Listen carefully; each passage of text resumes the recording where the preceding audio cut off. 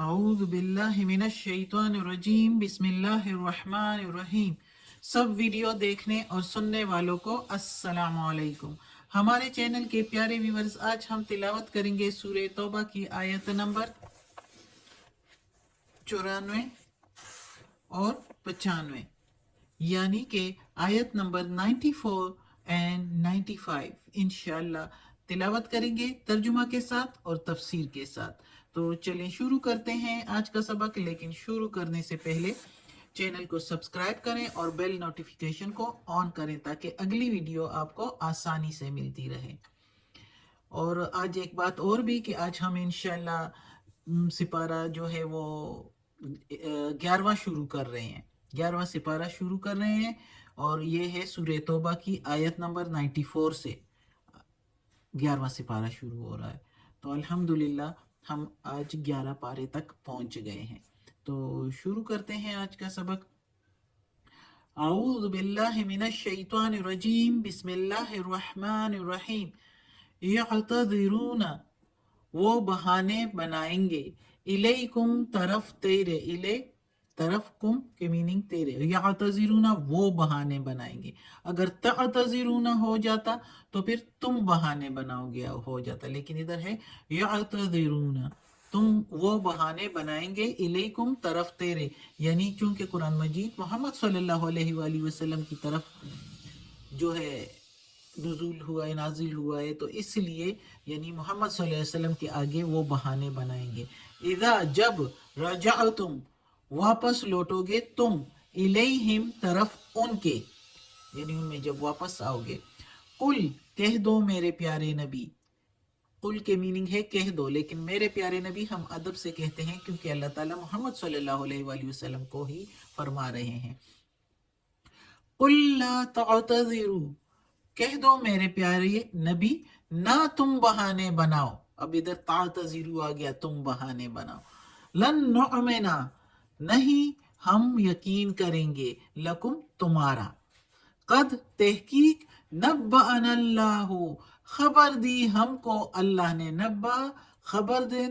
دینا، نہ کے میننگ ہمارے، ہم کو، اللہ، اللہ نے خبر دی ہم کو، من، سے، اخبارکم، تمہارے خبروں کی یا تمہارے احوال، وَسَيَرَ اللَّهُ، اور ان قریب دیکھے گا اللہ،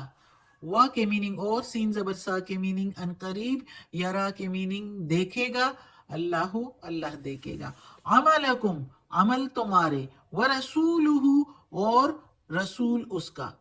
اور اس کا رسول بھی یعنی دیکھے گا، ثم، پھر، تردون،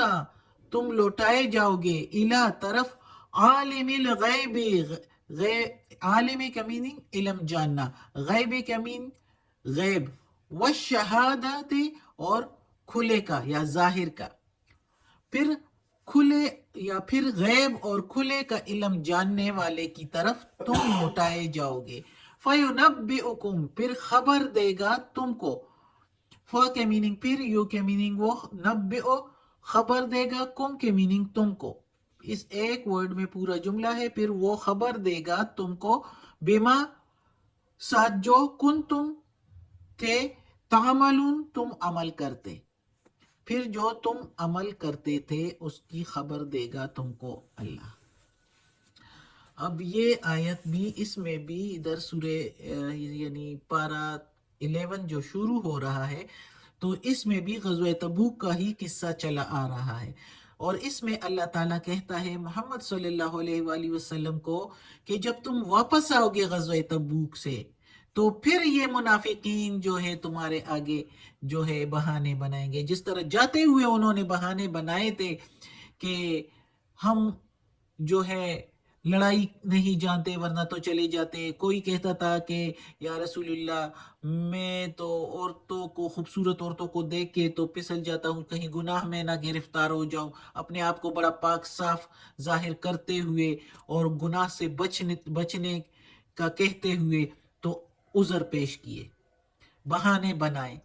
اور پیچھے رہ جانے کے لیے کہ روم اور کسرا سے کون لڑے گا، تو کیسری روم سے کون لڑے گا، مشکل ان کو لگ رہا تھا، لیکن اللہ جس کے ساتھ ہو اس کو کوئی بھی ہرا نہیں سکتا. تو ادھر وہ بہانے جاتے ہوئے جس طرح بنا رہے تھے، تو اب محمد صلی اللہ علیہ وآلہ وسلم کو اللہ تعالیٰ کہتا ہے اس آیت میں کہ جب تم واپس لوٹو گے الیکم طرف ان کے واپس لوٹو گے تو وہ لوگ پھر بہانے بنائیں گے، منافقین جو ہے. تو اللہ تعالیٰ محمد صلی اللہ علیہ وآلہ وسلم سے کہہ رہا ہے کہ میرے پیارے نبی ان سے کہہ دو اب ہرگز میں یقین نہیں کروں گا. جاتے ہوئے تو میں نے نظر انداز کیا اور چپ ہو گیا اور چلا گیا، لیکن آتے ہوئے اب ہرگز تمہارا یقین نہیں کروں گا. اللہ تعالیٰ کہتا ہے ان سے کہہ دو، اور ان سے کہہ دو کہ تحقیق اللہ نے مجھے تمہارے احوال کی خبر دے دی ہے، اب سب کچھ مجھے معلوم ہو گیا ہے. اب تم لوگ جو کچھ بھی بہانے بناؤ میں اس کا یقین نہیں کروں گا، جو اللہ نے بتایا ہے مجھے اس پر یقین ہے. اور اللہ تعالیٰ کہتا ہے کہ اب آگے میں دیکھوں گا کہ تم لوگ کیا عمل کرتے ہو. اللہ اور اس کا رسول محمد صلی اللہ علیہ وآلہ وسلم جو ان کے درمیان میں تھے اس وقت، تو اللہ تعالیٰ کہتا ہے کہ میرا رسول بھی دیکھے گا اور میں بھی دیکھوں گا کہ آگے تم لوگ کیا کرو گے. اب جو منافقت ابھی تک تھی اب آگے کیا کرو گے، اور پھر تم لوٹائے جاؤ گے اس عالم غیب کی طرف جو غیب اور کھلے دونوں کا علم جاننے والا ہے، سینوں کا راز جاننے والا ہے، نیتوں کو جاننے والا ہے. تو تم اوپر سے کچھ بھی کرو، دکھاوا کرو اور جھوٹے بہانے بناؤ، لیکن وہ دلوں کا حال جاننے والا ہے. تو اس کی طرف جب تم لوٹائے جاؤ گے پھر وہ خود تمہیں بتائے گا کہ تم نے کیا کیا عمل کیے اور کیسے کیسے کیے اور کس بلبوتے پر کیے، کیا جھوٹ بولا ہے کیا سچ بولا ہے، سب اللہ جاننے والا ہے. وہ پھر تمہیں خبر دے گا ایک ایک پل کی، ایک ایک لمحے کی، پھر تمہیں پتا چلے گا. تو اس میں اللہ تعالیٰ محمد صلی اللہ علیہ وآلہ وسلم کو باقاعدہ بتا رہا ہے کہ ان لوگوں کو بتا دو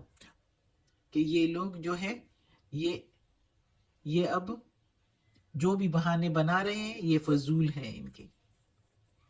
اگلی آیت ہے سَيَحْلِفُونَ،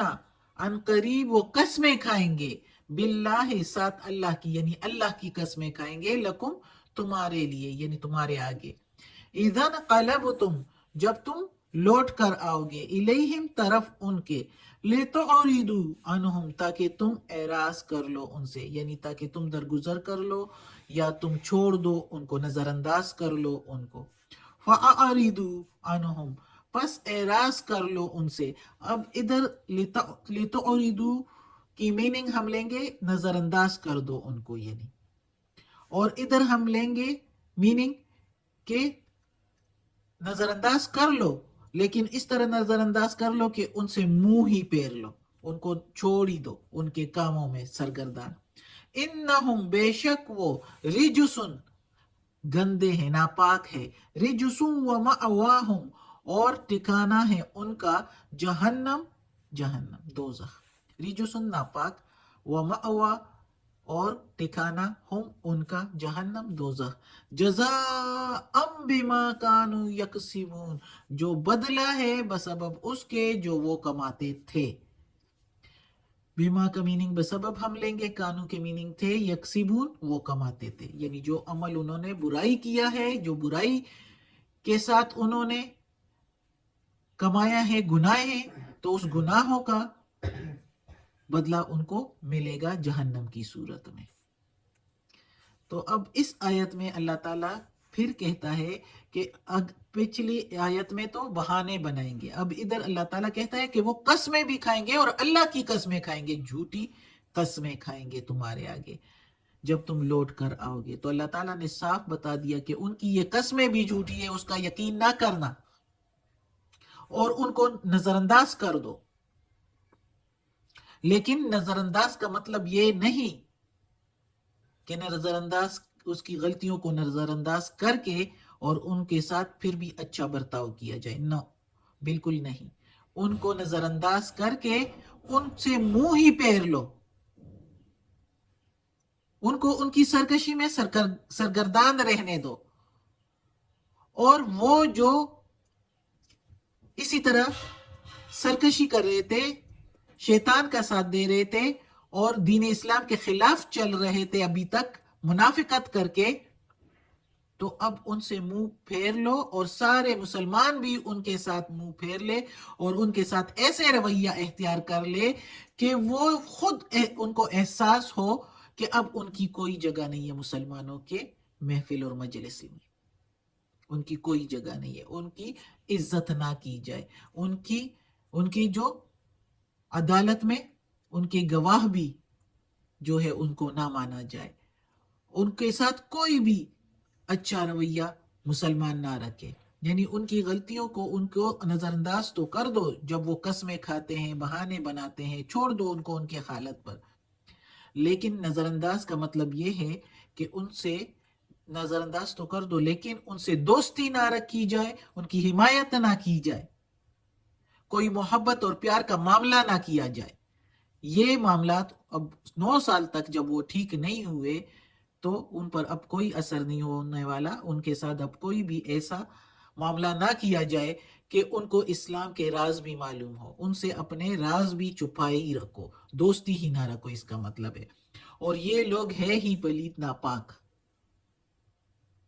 گندے ہیں، اور ان کا ٹھکانہ ہی جہنم ہے، اپنے کفر اور فسق کی وجہ سے یہ گندے ہیں، اللہ تعالیٰ کہتا ہے۔ تو اس لیے ان کا ٹھکانہ ہی جہنم ہے جو انہوں نے خود کمایا ہے۔ اللہ کسی کے ساتھ زیادتی نہیں کرتا، اللہ کے سارے بندے اللہ کے لیے عزیز ہے، لیکن جب کوئی خود ہی اس طرح کی حرکتیں کریں تو پھر اللہ بھی ان کو محبوب نہیں رکھتا، بلکہ ان کے لیے اللہ تعالیٰ نے پھر جہنم تیار کیا ہوا ہے۔ اگر دنیا میں ڈیل دی بھی جائے، دے بھی دے اللہ تعالیٰ، لیکن آخرت میں پھر وہ خالی ہاتھی ہوتے ہیں اور وہ پھر بہت سخت ہی جہنم کے درجے میں ہوتے ہیں، جہنم کے بھی درجے ہیں، تو وہ پھر نچلے ہی درجوں میں ہیں، اور منافق کا تو سب سے نچلا درجہ ہے۔ صدق اللہ العظیم۔ آج کا سبق ختم ہوتا ہے۔ اللہ ہمیں توفیق دے اس قرآن مجید کا ترجمہ مکمل کرنے کی اور اس پر عمل کرنے کی توفیق دے۔ صدق اللہ العظیم۔ یا پروردگار، یا رب العالمین، یا مالک یوم الدین، یا علی کل شیء قدیر، یا اللہ ہمیں عافیت والے معاملات دے، ہماری بیماریاں، تکالیف، پریشانیاں اور برائیاں ہم سے دور کر دے یا اللہ۔ یا پروردگار، یہ تیرے کلام قرآن مجید کی تلاوت کی ہے ترجمہ اور تفسیر کے ساتھ، اس میں کوئی غلطی ہوئی ہو زیر زبر پیش میں، تلفظ میں، ترجمہ تفسیر میں، تو یا اللہ معاف کر دینا، تو معاف کرنے والا مہربان ہے۔ یا اللہ ہمیں اپنے نیک اور صالح لوگوں میں شامل کر دے، آمین۔